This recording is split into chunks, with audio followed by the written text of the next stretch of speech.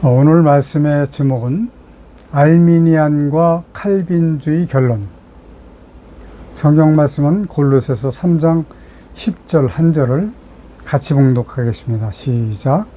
새 사람을 입었으니 이는 자기를 창조하신 자의 형상을 쫓아 지식에까지 새롭게 하심을 받은 자니라.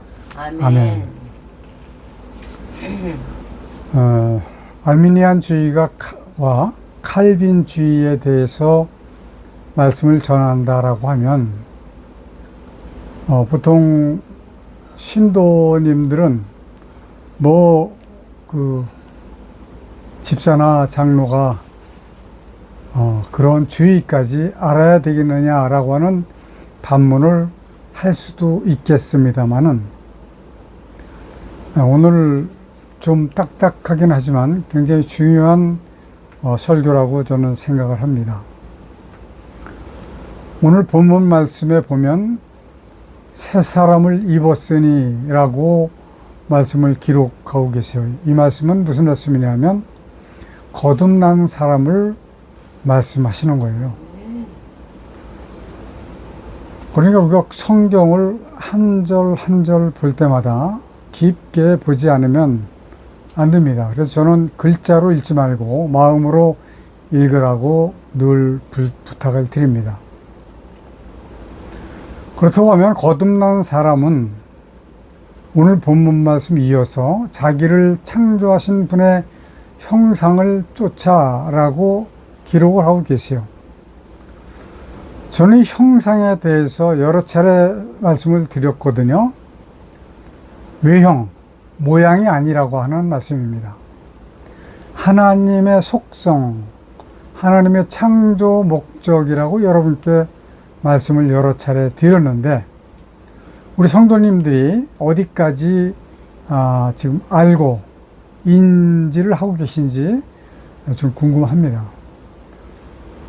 제가 이런 주제를 딱 내놓으면 여러분들이 외형은 형상은 외형을 말씀하시는 게 아니지라고 먼저 답을 주실 수 있어야 된다고 생각을 합니다. 저는 약 한 35년 정도 계속해서 목사가 되기 전에 교육부에서 일을 했습니다. 유초등부, 중등부, 고등부, 대학부, 청년부 이렇게 쭉 맡아서 교육을 했는데, 제가 그때 당시 기억이 생생해요. 성경 말씀만 딱 내놔도 선생님, 그때는 목사가 아니었으니까, 선생님 오늘 이런 말씀 하실 거죠? 미리 이야기를 하는 학생들이 있었어요. 너무 정말 감사하고 기특합니다.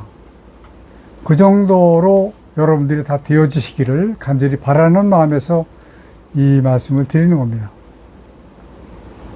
만약에 형상을 모양이라고 생각을 하게 된다면 성경 자체가 삐뚤게 이해가 될 수밖에 없어요. 그래서 많은 오류가 발생하도록 되어 있습니다. 그것은 바로 개인적인 신앙에도 크게 악영향을 미칠 수가 있는 것이기 때문에 여러분들에게 여러 차례 당부를 드리는 거예요.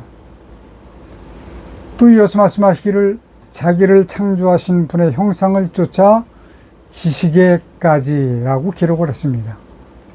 이 지식은 세상의 지식이 아닙니다. 박사학위를 몇 개씩 따는 그런 지식이 아니라는 말씀이에요. 무슨 지식이냐? 하나님을 아는 지식이다. 아멘. 하나님을 아는 것만큼 중요한 게 없습니다. 아멘. 박사학위 10개가 있어도 소용이 없어요. 하나님을 모르면. 하나님을 아는 지식으로 인해서 구원을 받을 수가 있는 것이기 때문에 아멘. 그렇습니다. 오늘 사람들의 이러한 지식, 세속적인 지식에 많은 영향을 받은 칼빈주의, 알미니안주의 등의 그 주의라고 하는 말씀을 통해서 말씀을 전할 텐데, 이 말씀을 통해서 오늘 여러분들은 하나님을 아는 지식이 충만해지시기를 축원합니다. 아멘. 칼빈주의라고 하면 대체로 장로교 측을 이야기합니다. 근데 장로교도 사실은 정통 칼빈주의는 거의 없다고 보면 돼요. 알미니안주의라고 하는 것은 요한 웨슬리가 창시한 감리교, 또 그 뒤를 이어서 탄생한 성결교 측을 말하고 있는 것이죠. 자, 이제 알미니안주의와 칼빈주의가 주장하는 것들을 간략하게 간추려서 말씀을 드리겠습니다. 알미니안주의의 신학적인 주장 5가지는 이렇습니다. 자유의지 또는 인간의 능력. 이것은 무슨 말이냐면 그들이 이야기하는 겁니다. 은혜의 하나님은 모든 죄인을 회개하게 하며 믿게 하시기도 하지만 인간의 자유를 간섭하지 않는 범위 안에서 하신다. 인간의 자유는 영적인 문제에 있어서 악에 대하여 선을 택할 수 있는 능력에 있다.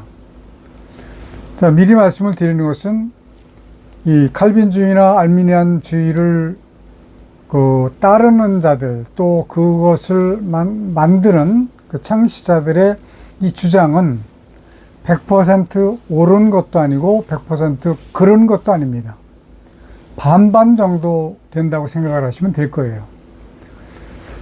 자, 알미니안주의에서 이야기하는 두 번째는 조건적 선택. 하나님의 세상을 창조하시기 전에 구원을 위해서 특정한 개인을 선택하신 것은 그들이 하나님의 소명을 응할 것이라는 것에 대한 하나님의 예지의 근거를 두고 있다. 이렇게 이야기를 합니다. 그 전적인 하나님의 계획으로 특정한 개인이라고 한다. 이것은 이제 제가 말씀드리는 것은 특정한 개인은 아무개가 아니라고 하는 말씀을 여러분들에게 말씀을 드리는 겁니다. 누구가 아니라는 얘기예요. 자, 조금 있으면 거기에 대한 설명을 드릴 겁니다. 세 번째, 보편적 구속 또는 일반적 속죄. 그리스도의 구속 사역은 모든 사람들로 하여금 구원받는 것을 가능케 했으나 실제적으로 모든 사람의 구원을 획득한 것은 아니었다. 비록 그리스도가 모든 사람 각 개인을 위해서 죽으셨지만 오직 그를 믿는 자들만 구원을 받는다. 자, 네 번째는 거슬려질 수 있는 성령. 성령은 복음에 의해서 외적으로 부르심을 받은 모든 자들을 내적으로 부르신다. 조금 어렵죠? 성령은 죄인들을 구원으로 데려갈 수 있는 모든 것을 하신다.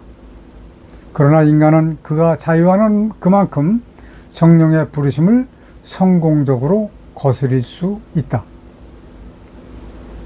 인간의 자유의지는 그리스도의 구속사역의 적용에 있어서 성령을 제한한다. 만약에 성령께서 구속사역을 친히 이끌어 주신다라고 하면 인간의 자유의지는 성령을 제한할 수가 없죠. 왜냐하면 하나님이시기 때문에. 자유하는 만큼 욕심, 즉 진정한 자유는 구속사역으로 인해서 하나님의 속성을 알고 구원을 얻는 것이 진정한 자유입니다. 이걸 여러분들 모두가 얻어야 돼요. 진정한 자유. 요한복음 8장 32절.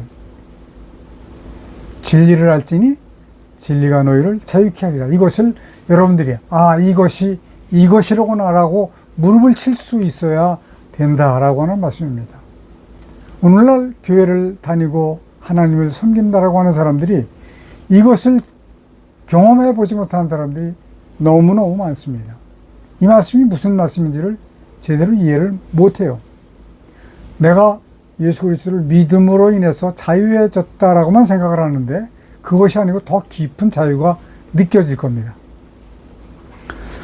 자, 알미니안주의 마지막 5번째, 은총으로부터의 타락.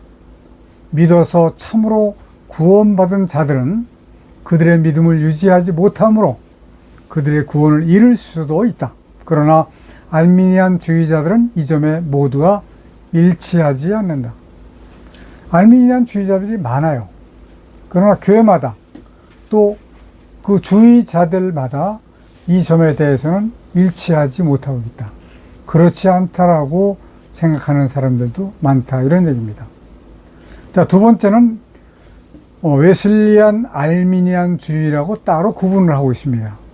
5가지로 나눕니다. 첫 번째, 인간의 부분 타락 혹은 부분적 자유의지. 최초에 타락한 인간은 전적으로 부패하고 무능했으나 저는 이 무능했다, 부패했다라고 보기보다는 너무 순수했기 때문에 마귀의 그 속임수에 쉽게 넘어갔다라고 표현하는 것이 더 이해하기가 쉬울 것이라고 생각을 합니다. 자, 이어서 하나님의 선제적 은총에 의해서 인간은 최초에 타락한 상태로 태어나는 것이 아니다라고 이야기합니다.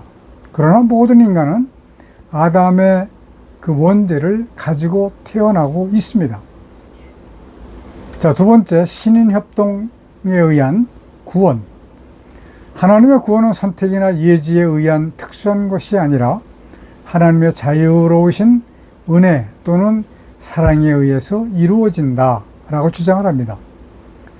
인간은 오직 믿음으로만은 아니에요. 믿음으로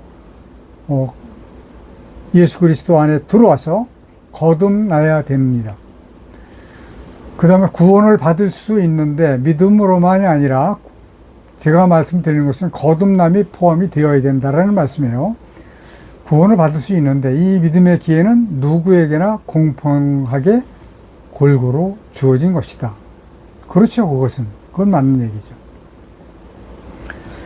세 번째, 만인 구원론 혹은 보편적 속죄.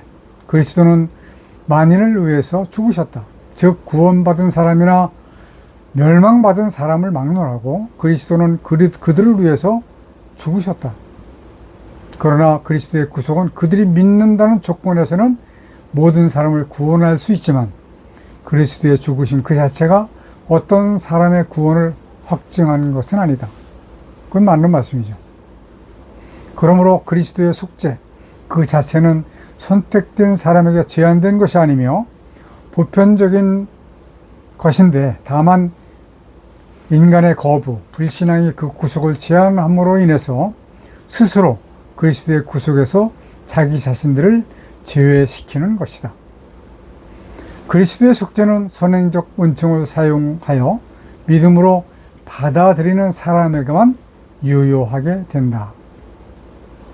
자, 네 번째, 거부될 수 있는 선제적 은총 혹은 내재적 은총. 모든 인간 안에는 이미 하나님의 은총이 주어졌다.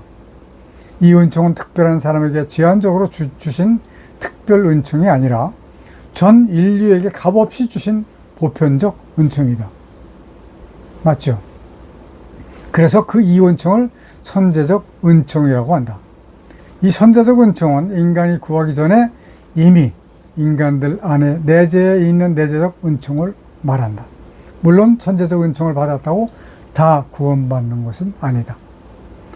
물론 선제적 은총은 복음을 믿을 수 있는 가능성을 열어주는 것일 뿐이며 거부될 수도 있다. 따라서 오직 이 선제적 은총으로 인간 스스로 자유의지를 활용해서 믿음으로 응답할 때만 구원의 가능성을 갖게 된다. 사람이 구원받지 못하는 이유는 이 선제적 은총을 사용하지 않은 때문이다. 이 선제적 은총도 인간의 자유의지를 거스릴 수는 없다. 오직 선제적 은총에 인간 스스로 믿음으로 협력함으로써 비로소 인간은 구원을 얻게 된다. 근데 이런 이론들을 참 너무 어렵게 표현을 해놓은 것 같아요. 여러분들이 솔직히 말씀드려서 쉽게 제가 이렇게 말씀을 드리는 것을 이해하기는 쉽지 않으리라고 생각을 합니다. 그러나 중요한 것은 나중에 나오니까 그냥 듣기만 하시면 될 거예요. 마지막 5번째, 확신할 수 없는 구원 혹은 구원의 상실. 선제적 은총을 통해 믿음으로 응답했어도 믿음을 계속 유지하지 못함으로 인해서 구원을 잃을 수 있다. 웨슬리안 알미니안 주의자들도 이 점에 견해가 일치하지 않는다. 많은 사람들이 현세에서 일단 거듭나면 성화가 시작되는데 완전한 성화에 이를 수 있다고 주장한다. 저는 여기서 반론을 조금 제기를 하고 넘어갈게요. 인간은 완전한 성화를 가질 수 없습니다. 왜냐하면 인간이기 때문에, 원죄를 타고난 인간이기 때문에 완전한 성화를 가질 수는 없지만 성화되기 위해서 노력을 할 뿐이죠. 자, 이어서 갑니다. 웨슬리안 알미니안 주의자들에 의하면 구원은 하나님의 선제적 은총과 인간의 협력을 통해 이루어진다. 이것을 복음적 신인 협동이라고 한다. 물론 하나님의 선제적 은총이 주도권을 가진다고 주장하지만 결국 알미니안 주의자들과 다를 바가 없다. 그래서 그들은 웨슬리안 알미니안 주의자라고 말한다. 자, 이제 큰 두 번째 칼빈주의 5대 교리를 말씀을 드리겠습니다. 첫 번째 교리, 전적 무능 혹은 전적 부패. 타락으로 말미암아 인간은 스스로 복음을 믿어 구원을 얻지 못한다. 죄인은 하나님의 일들에 대해서 죽은 상태이며 장님이고 귀머거리이다. 그의 마음은 속이는 것이 가득 차 있으며 절망적으로 부패해져 있다. 인간의 의지는 자유하지 않으며 악과 본성의 종이다. 그러므로 인간은 영적인 영역에 있어서 악에 대하여 선을 택할 수 없다. 결과적으로 죄인을 그리스도에게 이끄는 데는 영의 도움 이상을 필요로 한다. 물론 성령께서 함께 하시지 아니하시면 아무것도 할 수는 없을 겁니다. 자, 두 번째, 무조건적 선택.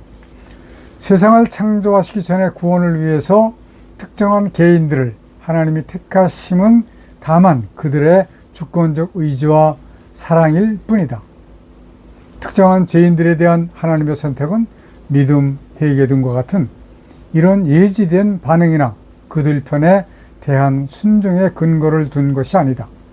반대로 하나님은 하나님이 선택하신 각 개인에게 믿음과 회개를 주신다. 이 칼빈주의도 역시 마찬가지. 아마 반반 맞고 반은 맞지 않다라고 보여집니다. 세 번째 특별한 구속 혹은 제한적 속죄. 그리스도의 구속 사역은 택자들만 구원하려는 것이며, 택자들만 구원하려는 것이며, 이게 좀 그렇죠. 또한 실제적으로 그들만이 구원을 획득하였다. 여기까지 또 규정을 지었네요. 그리스도의 죽으심은 어떤 특정한 죄인들 대신에 형벌당하신 대속의 죽음이었다. 그리스도는 하나님 아버지에 의해 택함받은 자들을 위해 십자가에서 대속의 죽음을 죽으셨다. 이거는 택함이라고 하는 단어의 오해입니다. 여기서 잠시 설명을 드리면, 이 택함이라고 하는 것은 아까도 말씀드렸지만 누구가 아니고 구원받은 사람들의 그 수를 말씀하시는 거예요. 중요한 것은 하나님께서 필요하시고 하나님께서 중요하신 것은 구원받은 사람들의 숫자죠. 누구 김성기, 홍명숙이 아니고요. 저희들을 포함해서 몇 명, 이 숫자가 필요한 겁니다. 그 이유가 있습니다. 자, 칼빈주의 네 번째, 성령의 효력 있는 부르심 혹은 불가항력적 은총. 복음을 듣는 모든 사람들에게 하시는 구원을 위한 외적 소명에 부과해서 성령은 택자들을 필연적으로 구원에 이르도록 하는 특별한 내적 소명을 계속하신다. 외적 소명, 즉 구별 없이 모든 사람에게 하시는 것은 거부될 수 있고 또 종종 그렇게 되었다. 그러나 한편 내적 소명, 오직 택자에게만 하시는 내적 소명은 거부되어질 수 없다. 그것은 항상 회개를 초래한다. 이러한 특별한 소명에 의해서 성령께서 죄인들을 그리스도에게로 인도하신다. 그는 인간의 의지에 구원을 적용시키시는 사역에 있어서 제한을 받지 않고 또한 성공을 인간의 협동에 의존하지도 않고 성령께서는 은혜롭게도 택한 죄인을 협동하게 하시며 믿게 하시며 회개시키시며 자유롭게 그리고 기쁜 마음으로 그리스도에게로 오게 하신다. 그러므로 하나님의 은혜는 도무지 거부할 수 없으며 또한 그 은혜가 임하는 사람들에게 구원을 반드시 이루신다. 자, 다시 한번 말씀드리지만 칼빈주의와 알미니안주의의 그 주의 교리 이론입니다. 그냥 듣고 기억하시면 더 좋고 그렇습니다. 다섯 번째, 성도의 견인 혹은 궁극적 구원, 하나님에 의해서 택정되고 그리스도로 말미암아 구속함을 받은 성령으로부터 믿음을 얻은 자는 모두 영원토록 구원을 받는다. 그들은 전능하신 하나님의 능력으로 믿음을 유지하여 끝까지 인내한다. 자, 칼빈주의에 의하면 구원은 성삼위 하나님의 전능하신 능력으로 말미암아 성취된다 라고 주장하는 것이죠. 성부께서 백성을 택하셨고 성자는 그들을 위해서 죽으셨고 성령은 택한 자들을 믿음과 회개에 이르게 하심으로 그리스도의 죽음을 효능이 있도록 적용하시고 또 그렇게 하심으로 그들로 하여금 기쁜 마음으로 복음에 순종하도록 하신다. 모든 과정, 선택, 계속 중생은 하나님의 사역이며 오직 은혜에 의한 것이다. 이처럼 구원은 인간이 아니라 하나님이 구원의 은총을 받은 자를 결정하신다. 여기까지가 칼빈주의에서 주장하는 교리입니다. 좀 빠르게 제가 읽어드렸는데 잘 이해를 하셨을는지 모르겠어요. 그러나 이 이론은 듣기만 하시면 된다고 그랬습니다. 자, 이제 결론으로 말씀을 드리겠어요. 자, 알미니안주의라고 하는 것은 믿는 사람은 모두 구원을 받는다는 만인 구원설입니다. 믿는 사람, 믿고 거듭난 사람이라고 표현을 했으면 100점일 텐데 믿는 사람이라고 그랬기 때문에 100점이 될 수가 없습니다. 칼빈주의는 하나님의 주권으로 선택을 받은 자만 구원을 얻는다 이것입니다. 그러나 지금 칼빈주의자들이 생각하는 것은 김성규, 홍명숙 이렇게 이름을 생각을 하는 거예요. 그게 아니라고 말씀을 드렸습니다. 여러분들도 그것을 빨리 이해를 하시기를 바라요. 이 둘은 모두가 전혀 틀리는 이론도 아니고 그렇다고 맞는 이론도 아닙니다. 먼저 이러한 설을 공표한 원인을 알아볼 필요가 있습니다. 왜냐하면 그것이 가장 중요한 핵심이기 때문에 그런 거예요. 이것은 이들 개인의 신앙적인 견해라고 보여지는 겁니다.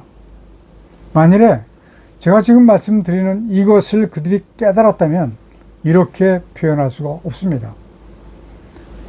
만일에 이들이 그 기준을, 이 교리를 선택하는 데 있어서의 기준을 하나님께서 천지를 왜 창조하셨는가 이 창조 목적에다가 기준을 두었다면 아주 100점, 만점짜리가 나왔을 텐데 그렇지 못한 것이 아쉽습니다. 자, 우선 답을 드린다면 알미니안주의는 예수 그리스도를 믿기만 하면 구원을 받는다가 아니라 예수 그리스도를 믿고 거듭나서 구원을 받는다라고 하는 조건부를 붙였어야 되는 것입니다. 그리고 알미니안주의에서 그렇게 기록을 했다면 아마 정말로 이 세상이 확 바뀌었을 거예요. 자, 칼빈주의는 선택받은 자만 구원을 받는다인데 이 선택이라고 하는 말은 제가 조금 전에 2번 언급한 말씀을 드렸는데 여러분들은 꼭 이것을 기억을 하셔야 돼요. 아무개가 아니라는 말씀이에요. 구원을 받은, 하나님의 구원을 받은 모든 사람, 그 사람의 수가 선택된 자들이다 라고 하는 것을 여러분들은 기억을 하셔서 여러분 모두가 거기에 포함이 되어야 됩니다. 결국 하나님의 나라에 들어간 자들만이 하나님의 택함을 받은 자들이라는 거예요. 아멘. 거기에는 누구 가면 알 수 있겠지만 지금은 알 수가 없습니다. 하나님의 구원은 사람의 이름이 아니고 구원받은 사람의 수다라고 하는 것을 반드시 기억하셔야만 됩니다. 이것은 하나님의 천지 창조의 목적을 알게 되면 이 말씀을 다 이해할 수가 있을 겁니다. 아멘. 여러분 모두가 하나님의 창조의 목적을 반드시 그냥 아시는 것과 느껴서 아는 것이 다릅니다. 느껴서 아시기를 바랍니다. 아멘. 만일에 그 목적을 알지 못하는 경우에는 이와 같이 대단히 큰 선진들이잖아요. 요한웨슬리, 칼빈 얼마나 큰 분들이에요. 우리는 지금 상상할 수도 없는 그런 큰 분들인데 하나님의 뜻과 다르게 교리를 세울 수 없을 것이 당연합니다. 이렇게 크신 분들이 하나님의 뜻을 올바르게 이해를 하지 못했기 때문에 이러한 결과가 나왔는데 그것은 왜 그러냐라고 저는 단언코 말씀을 드리기는 성경의 오역을 찾아내지 못했기 때문에 그런 것이다. 자, 지금까지 많은 분들이 성경 정확 무어주의자들이 있었습니다. 저도 약 35년까지 예수 그리스도를 믿고 35년까지 지금으로부터 약 한 15년 전까지만 해도 성경 정확 무어주의자였어요. 성경은 1.1획도 틀림이 없다라고 생각을 했던 것이죠. 그 성경책 자체가 나의 우상이 됐었습니다. 자, 여러분, 저는 여러분들에게 오늘 말씀드리고 싶은 거 이겁니다. 하나님의 말씀은 정확하고 오류가 있을 수가 없습니다. 하나님의 말씀, 그러나 하나님의 말씀을 책으로 기록한 사람들을 통해서 악한 마귀는 오역을 하도록 만든 거예요. 이걸 여러분들이 다 아셔야 됩니다. 사람들이 집필한 성경책에는 오역이 상당히 많이 있어요. 저는 이번에 그 아카데미, 성경 아카데미, 그 마라나타에서 하는 거기에 갔다가 신성욱 교수님이 그 강의를 하는데 많은 부분, 오역의 부분을 말씀을 하시더라고요. 저는 굉장히 반가웠습니다. 아직 협력을 이렇게 논의를 하진 못했지만 앞으로 우리가 성경을 오역을 고치는 일을, 고쳐서 다시 만드는 일을 그분을 같이 협력을 하고 싶은 마음이 지금 있습니다. 그러니까 여러분들이 또 알아야 될 것이 뭐냐면 상당한 목사님들이 성경에 오역이 있다고 하는 것을 알아요. 그런데 그것을 고치지 못하고 고쳐서 만들어서 내놓지 못하고 있습니다. 그것을 저희가 성경오역 재편찬위원회에서 하겠다라고 하는 말씀입니다. 저는 이 오역을 고쳐서 많은 사람들이 하나님을 올바르게 알게 해서 하나님께서 필요하신 구원받은 자들을 더 많이 나올 수 있도록 그 조건을 만들겠다, 이런 말씀이에요. 그러므로 인해서 하나님의 나라가 속히 이 땅에 임할 수 있게 되기를 간절히 소망하는 겁니다. 네. 자, 결론 7가지로 말씀을 드립니다. 결론입니다. 첫 번째, 하나님께서 천지를 창조하신 목적은 사람이 우애함이 아니다. 이 말씀 처음 듣는 사람 같으면 저 이단이네? 이렇게 생각할 수도 있을 거예요. 그렇지만 그렇지 않습니다. 하나님의 원수 마귀를 멸하시려고 이 천지를 창조하셨고 그 가운데 하나님의 원수와 싸울 군사들로 사람을 지으신 거예요. 그래서 사람들은 창세기 1장 28절에 있는 말씀과 같이 땅을 정복해야 하는 그 의무가 있는 겁니다. 사람마다 다. 그러므로 사람들의 믿음과 거듭남을 통해서 하나님의 뜻을 알고 따라가는 사람들에게 하나님께서 하나님의 나라를 유업으로 주신다라고 하는 말씀이에요. 아멘. 자, 두 번째는 하나님의 천지 창조의 목적이 사람을 위한 것이 아니고 마귀를 멸하시기 위해서 지으신 것입니다. 요한일서 3장 8절에 있는 말씀이에요. 자, 세 번째, 하나님의 마귀를 멸하시는 방법이 곧 사람들의 믿음과 거듭남으로 구원을 얻는 것이 바로 마귀를 멸하시는 방법입니다. 그렇게 해서 구원 얻은 자들이 하나님께서 약정하신 그 수가 차면 이 세상은 끝입니다. 속히 그날이 오기를 고대합니다. 네 번째, 마귀를 멸하시기 위해서 필요하신 구원자의 수는 하나님께서 약정하신 수입니다. 사람은 아무도 알 수 없습니다. 아마 마귀도 알까요? 그건 모르겠습니다. 자, 다섯 번째, 그 수가 차면 우주 곧 피조물은 모두 다 불살라 없애버리십니다. 그러니까 이 우주는 흔적도 없이 없어지는 거예요. 태양과 하늘과 하늘 위에 있는 물들까지 다 없어지는 거예요. 베드로 후서 3장 7절의 말씀입니다. 자, 여섯 번째, 불살라 버리실 그때에는 구원에 도달한 자와 이미 죽어서 낙원에서 기다리고 있는 자들은 하나님의 나라 그곳으로 사뿐히 옮겨주실 것입니다. 반면에 구원에 도달하지 못한 교인 그리고 세속인들은 불못으로 던지십니다. 자, 마지막 일곱 번째, 생육하고 번성하였던 모든 짐승들은 왜 존재를 하느냐? 사람들을 위해서 존재하고 있는 겁니다. 그렇기 때문에 마지막 그때가 되면 피조물과 함께 불살라 없어집니다. 그러나 다만 구원받은 백성은 새 예루살렘 성, 구원받지 못한 교인들과 세속인들은, 하나님을 거부했던 사람들은 불못으로 던져지게 되는 것입니다. 중요한 것은 새 예루살렘 성과 불못은 한시적이 아니라 영원이라고 하는 거예요. 끝이 없습니다. 죽음이 없습니다. 아픔도 없습니다. 그러니까 병원도 필요 없고 자동차도 필요 없습니다.